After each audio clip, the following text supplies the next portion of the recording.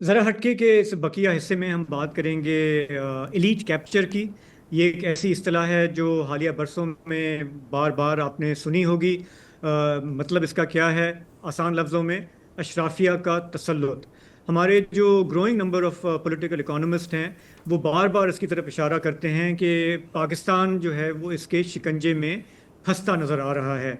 और उनका जो बुनियादी जो उनका पॉइंट है वो ये कि यहाँ पर एक तबका है सियासतदानों, ब्यूरोक्रेट्स, जजों, बड़े ताजरों, अस्करी हलकों का जो मुल्क के वसाइल पर काबिज है। जो वसाइल आवाम के लिए होने चाहिए वो उनके हाथ में हैं, जिसकी वजह से हमारा मेजॉरिटी ऑफ हमारा जो अवाम है वो सफ़र करता है। उनकी तालीम, सेहत, रोड, रस्ते, नाली वो बिगड़ जा रहे हैं, जबकि अमीर जो है वो अमीर तर होता जा रहा है। अब ये जो इस्तिलाह है, ये कुछ लोग कहते हैं जी बहुत फैशनेबल हो गई है, कैची फ्रेज बन गया है, एक रेटरिक के तौर पे इस्तेमाल होता है, लफाजियत के तौर पे। लेकिन जो पॉलिटिकल इकोनॉमिस्ट हैं वो कहते हैं कि इस वक्त पाकिस्तान जिस जगह पे आके फंस गया है, ये इसको अप्रोप्रिएटली उसकी अक्कासी करता है, उसको एक्सप्लेन करता है। मसला सिर्फ ये है कि हमें समझ नहीं आता कि जी अगर ये है ऐसा, तो इससे for example how does it manifest itself.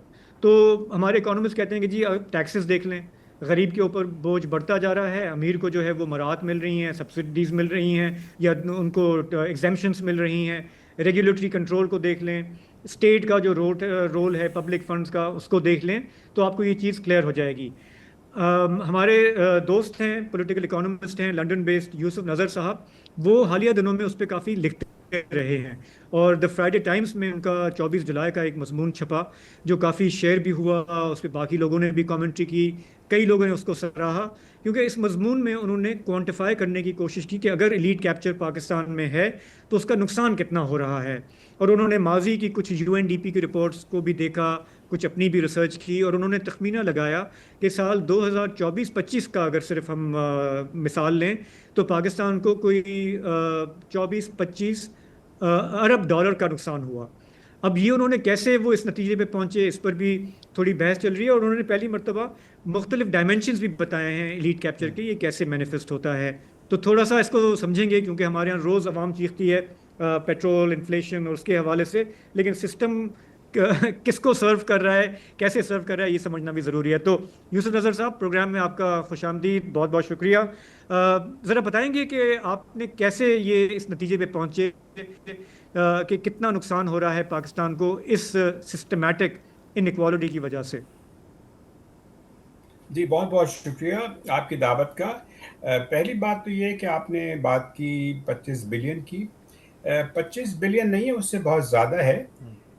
इसकी जो बैकग्राउंड ये है कि 2021 में यूएनडीपी की एक रिपोर्ट छपी थी।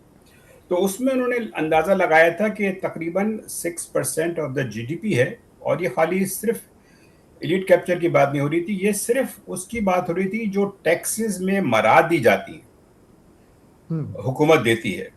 और उस लिहाज हम्म। से उस वक्त की उन दिनों में 2021 में ये फिगर बहुत ज़्यादा सर्कुलेट हुई। उस वक्त एस्टिमेट किया गया था $17 बिलियन। हम्म।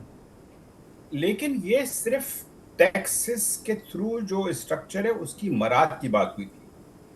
मैंने कहा है, पहली बात तो जो मैंने की है वो ये कि अगर आप टैक्सेस की मराद को देख लीजिए, लेकिन उसके साथ साथ उस 2021 के बाद से और भी जो हैं चीज़ें बड़ी हैं। जैसे कि जिक्र होता है आईपीपी के प्रोजेक्ट्स का, उसमें बहुत ज़्यादा एक्सेसिव रेट्स पे कॉन्ट्रैक्ट दिए गए हैं। फिर गवर्नमेंट के अंदर से जनाब बहुत सारी जो हैं वो बगैर ऑथराइज किए एक्सपेंडिचर हो जाते हैं, जिसका पता नहीं चलता।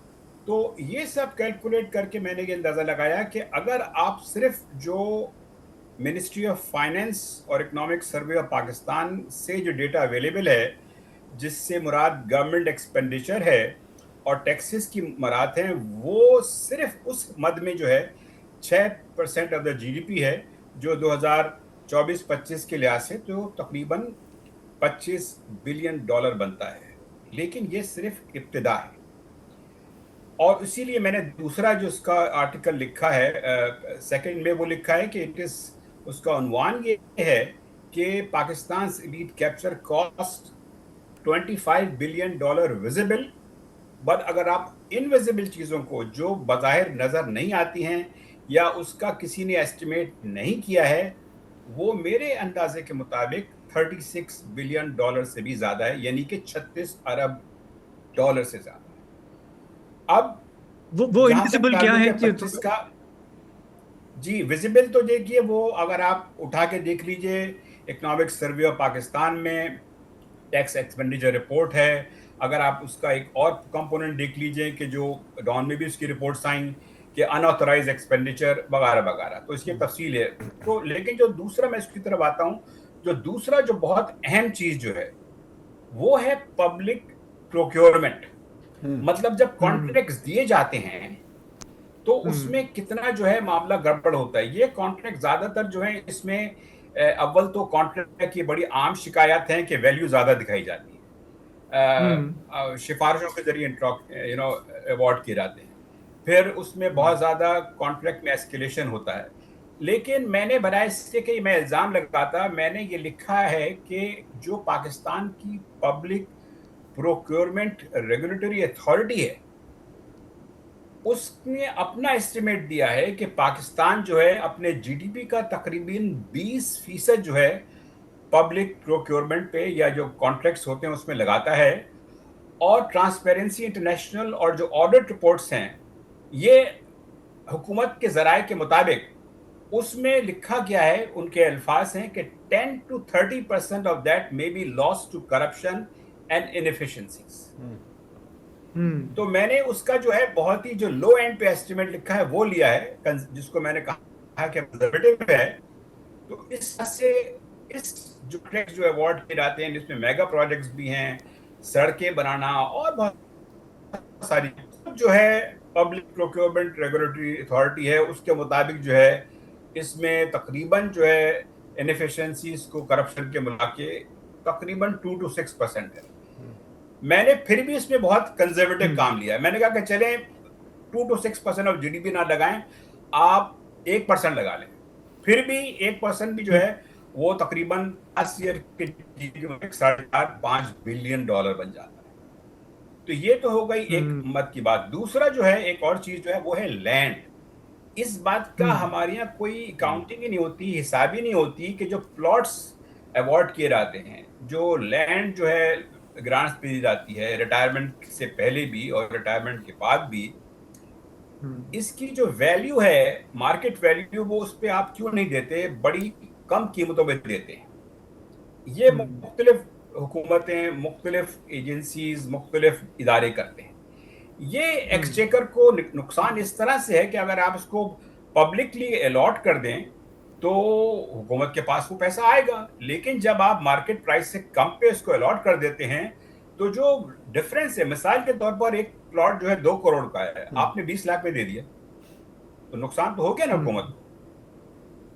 یہ بات جو ہے اس سے ہمارے بہت ساری جو بھی ہیں وہ اس سے جڑے ہوئے ہیں۔ اس کی ایک بہت بڑی مثال جو ہے جس کو ڈان نے ماشاءاللہ اخبار نے بڑی اچھی طریقے سے کور کیا تھا، وہ تھا بیرین ٹاؤن کا مسئلہ۔